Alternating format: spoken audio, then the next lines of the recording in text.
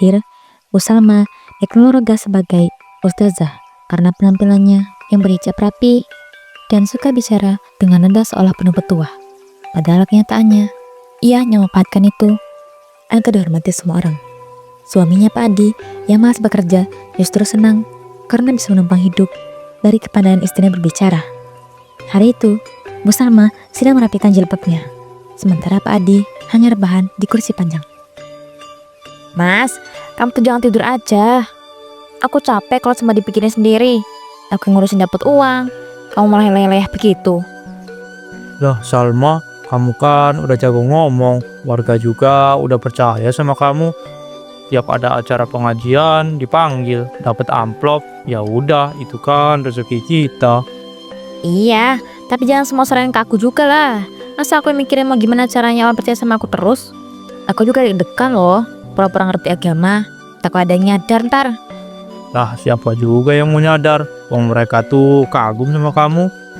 Kamu mah enak banget yang ngomong. Padahal aku yang tiap hari harus mikir tiap ketemu orang, harus cari akal biar mereka percaya terus. Sampai kapan kita begini? Sampai kapanpun ya jalanin aja Salma, rezeki kan jangan ditolak. Lagian aku juga gak punya tenaga buat kerja keras. Mending kita manfaatin aja apa yang ada. Aku gak mau juga kalau orang mikir aku ini nipu. Lah siapa bilang nipu?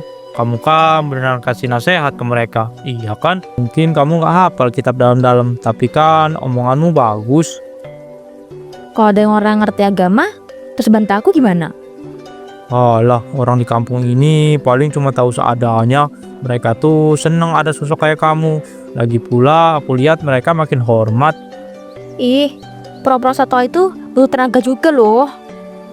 Ya udah, kalau kamu capek ngomongin agama, nanti kita cari cara lain. Tapi menurutku ya, tetap paling gampang jalannya begitu. Kamu tinggal pakai gaya religius, orang percaya, selesai. Aku tuh iri, istri lain yang suaminya kerja, santai di rumah, gak usah mikirin drama ini. Loh, justru kamu harus bersyukur. Mereka yang kerja capek panas-panasan, dapat duit dikit, kamu tinggal ngomong, duduk manis, pulang bawa amplop, kan enak. Kalau enggak, cari sesuatu yang baru biar orang makin yakin. Maksudmu apa? Ya mungkin bikin sesuatu yang lebih kelihatan religius, bukan cuma ceramah, kayak misalnya ayat doa. Orang kan pada percaya itu bisa bikin hidup lebih baik, bisa jadi rezeki tambahan tuh. Jangan sembarang ngomong gitu mas, kalau ada yang curiga kan repot.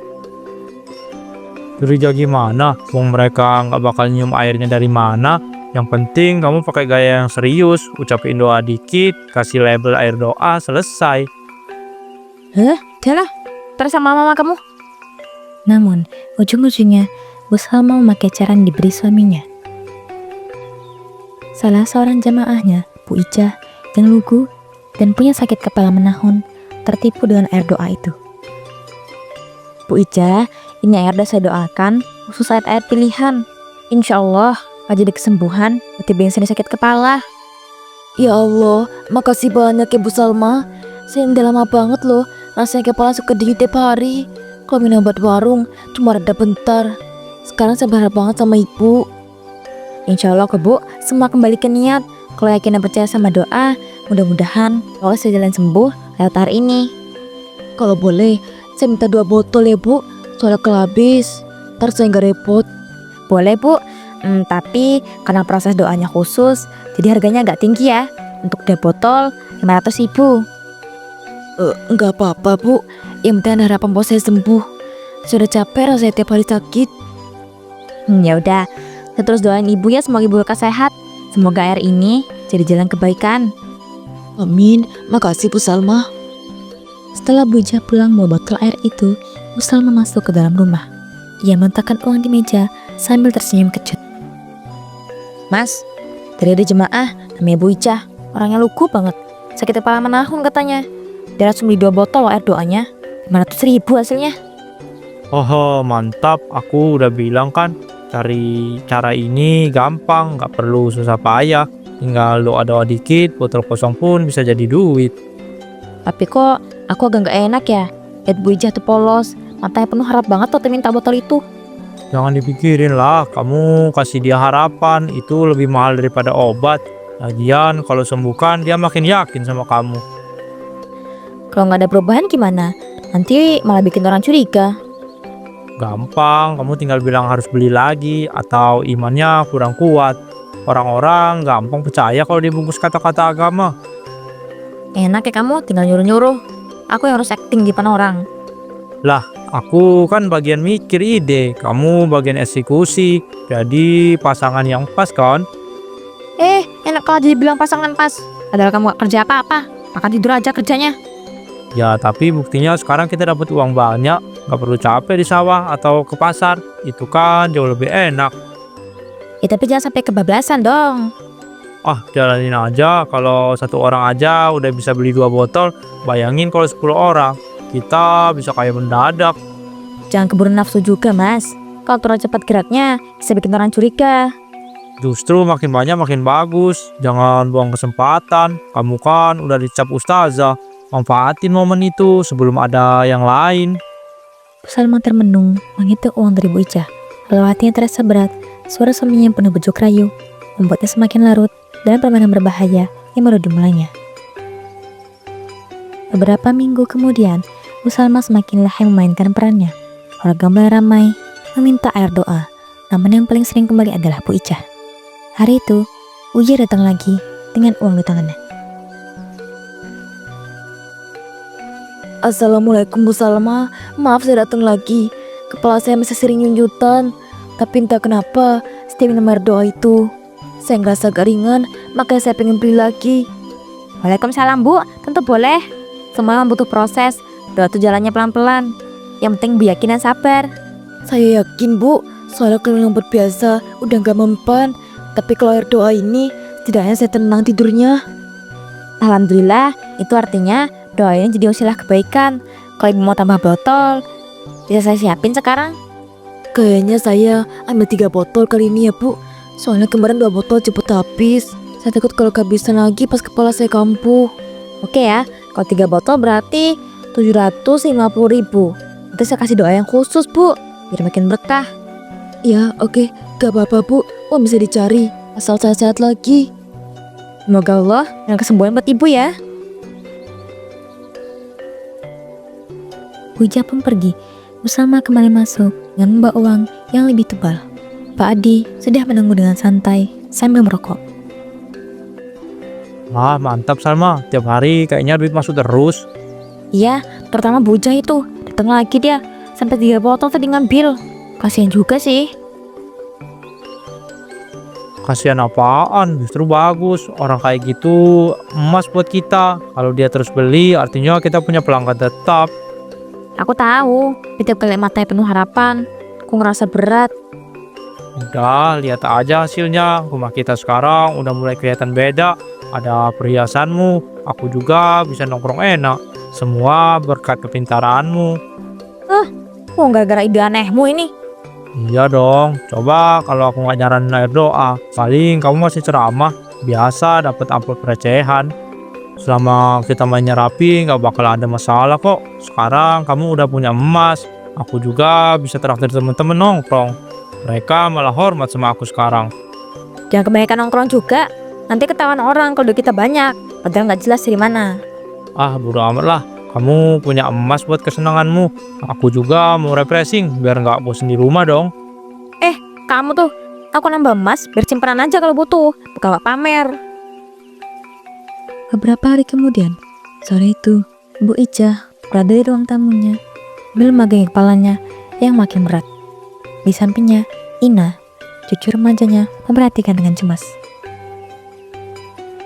Aduh nak, kepala nenek kok malah makin sakit ya. Padahal udah minum air doa dari Bu Salma. Setiap kali habis 1 botol, nenek beli lagi. Udah harganya mahal. Mahal berapa sih Nek? Masa mahal? Kemarin itu 3 botol 750.000. Nenek udah keluarin banyak. Belum lagi yang pertama dulu 2 botol.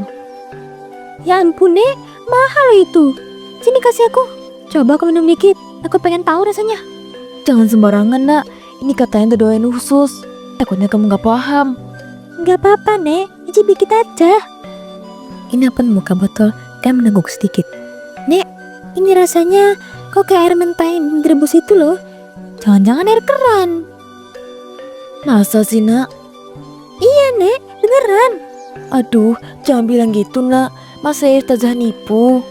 Nek, kalau ada orang jualan air botol doa, jangan mau percaya. Ini tuh kayak air biasa, cuma dibiasain doa depan kita. Kalau nenek masih sakit, itu tandanya gak ada gunanya kan? Nenek jadi bingung, Nak. Kamu sama orangnya alim. Tutur katanya juga lembut, makin nenek percaya. Jangan kapan ketipu sama tampang ya, Nek. Yang penting hasilnya. Kalau nenek gak ada perubahan, itu namanya akal-akalan. Ya Allah, berarti nenek ditipu ya. Bisa jadi, Nek. Makanya aku bilang, jangan buang uang buat beli itu lagi. Karena desus ini menyebar, membuat beberapa warga mulai mencurigai dan mempertimbangkan air dari Bu Salma. Malamnya, terima Bu Salma dan Pak Adi. Salma, kamu tahu nggak?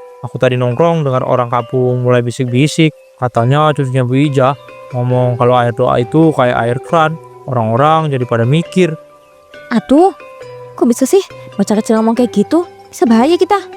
Dia udah pada ngomong terang-terangan ke orang. Kalau gosip ini terus jalan, habis kita Salma. Terus aku harus gimana, Mas? Gak bisa larang buat bocah itu. Ya, itu tugas kamu. Harus bikin warga makin yakin sama kamu. Kasih penjelasan yang lebih manis buat mereka percaya lagi. Jangan sampai kata-kata Ina itu dianggap serius. Aduh, aku capek sebenarnya. Apalagi sekarang gosip udah beredar kayaknya. Kalau kamu nyerah sekarang, habis kita Salma. Kita udah terlanjur nikmati hasilnya. Emas di tanganmu itu dari mana coba kalau bukan dari air doa? Iya tahu. Beban makin berat. Apalagi harus mikirin cara memulur orang. Kamu itu udah dianggap ustazah. Pakai pengaruhmu, bikin pengajian lebih sering atau bikin doa lebih panjang biar makin banyak orang yang percaya. Tapi udah nyocokin rasa airnya ke Ina gimana? Bisa ketahuan nih kalau cuma air keran. Makanya itu, kamu harus lebih pintar ngomong. Suruh mereka tutup telinga sama ocehan bocah itu. Sore itu, Ina sedang mencari ayam peliharaannya hingga sampai di belakang rumah Bu Salma. Tanpa sengaja, ia melihat sesuatu yang membuatnya kaget. Bu Salma sedang menuangkan air ke dalam beberapa botol yang tersusun di ember. Astaga, jadi beneran cuma air keran. Kemarin nenek aku udah keluarin uang banyak buat beli ini. Ternyata sana dari sini. Heh, kamu yang di sini ya. Anak kecil jangan sembarangan ngomong, gak sopan. Bu, saya lihat sendiri ya, ibu isi air doa itu dari keran. Yang jelas-jelas nipu, kok tega sih? Heh, jangan dicampur. Kamu masih kecil, gak ngerti apa-apa. Orang dewasa urusannya beda, jangan asal tuduh. Saya nggak asal tuduh. Kata saya jelas lihat, ibu tuangin air keran. Terus nanti bilang ke orang itu air doa kan? Itu bohong. Sudah, diam kamu. Kalau kamu mau macem-macem, dibikin ribut satu kampung. Saya nggak bisa diem, karena saya udah habis buang banyak buat beli ini. Saya bakal cerita ke semua orang. Awas kamu ya, jangan berani. Kalau kamu bergosip begitu, nanti kamu yang malu sendiri. Malu kenapa, Bu? Saya mau jujur, lihat dengan mata kepala saya sendiri. Dasar anak kecil bandel. Saya kasih tahu semua warga. Ina pun lari meninggalkan Bu Salma yang semakin panik. Tak lama, kabar itu pun mulai menyebar dari mulut ke mulut. Warga beramai-ramai mendatangi rumah Bu Salma. Di dalam rumah, Bu Salma berlari ke ruang tamu dengan wajah pucat. Sementara Pak Adi yang sedang rebahan langsung bangun mendengar ribut-ribut di luar. Astaga, rame banget di luar Salma. Warga pada teriak-teriak kenapa? Itu semua gara-gara si Ina. Bocah itu lihat aku isi botol dari keran belakang. Terus dia lari cerita ke semua orang. Ya ampun, aku udah bilang hati-hati, jangan sampai ketahuan. Kenapa bisa ceroboh gitu sih? Ya aku gak nyangka dia muncul tiba-tiba. Aku lagi buru-buru. Tuh lihat tuh, mereka udah rame ngumpul. Waduh, kalau mereka benar-benar percaya sama omongan bocah itu, habis kita Salma. Aku harus keluar jelasin apa? Aku tuh gak bisa ngelak. Udah, jangan keluar dulu. Biarin aja mereka ribut. Nanti bisa reda sendiri kok. Kamu enak kamu gitu mas. Aku untuk warga. Aku ini pengen ustazah. Semua bakal untuk penjelasan. Ya, tapi aku nggak bisa juga keluar hadapi mereka. Nanti aku malah diseret. Dasar pengecut kamu. Enak-enak sembunyi. Aku jadi sasaran. Ya, aku bukannya pengecut. Tapi kalau aku keluar, percuma juga. Aku nggak bisa ngomong seluas kamu, malah tambah parah nanti. Gimana caranya aku mikir, Mas? Aku udah buntu. Semua pasti percaya sama bocah itu. Ya, kamu harus bisa balikin keadaan. Mungkin pura-pura sakit, pura-pura kesurupan, atau apa kayak biar mereka kasihan. Kamu gila, itu malah bikin aib. Ya, daripada kamu ngaku lebih baik pura-pura kan. Siapa tahu mereka percaya lagi. Dasar laki-laki nggak tahu diri. Malamnya setelah penggerebekan, rumah Bu Salma terasa panas. Ruangan Teresa di atas meja hanya beberapa lembar lusuh. Sementara ampas yang dibeli pun sudah terpakai untuk menutup tuntutan warga. Lihat nih, mau tinggal segini. Coba pada minta balik. Sekarang aku dituduh. Aku dipermaluin. Kamu enak-enak kasih di belakang. Kamu jangan enak nuduh aku aja. Wong kamu yang pura-pura jadi ustazah. Kamu yang baca-baca doa panjang biar orang percaya. Sekarang ketahuan ya salah sendiri. Kalau bukan ide kamu, aku mana mungkin kepikiran. Aku bohong iya, tapi kan kamu yang dari awal nyuruh begitu. Sekarang giliran repot, kamu lepas tangan. Ya harusnya kamu pintar nutupin. Masa kalah sama anak kecil kayak cucunya Bu Ija? Salahmu itu terlalu percaya diri ngisi botol sembarangan. Kamu gak ngerti, tiap hari aku hadapin orang. Aku ini bilang palsu. Sementara kamu, diem aja pura-pura gak tahu. Enak banget hidupmu. Lah memangnya aku harus maju? Kalau aku nongol mereka ngamuk, aku bisa bawa belur diajar. Mending aku sembunyi lah. Kan ada kamu yang pintar ngomong, halar ngidul. Pinter ngomong tapi harga diriku hancur. Gue gak bisa lagi keluar rumah sekarang. Semua orang tahu kalau aku penipu. Padahal aku lakuin semua ini buat nyambung hidup kita juga.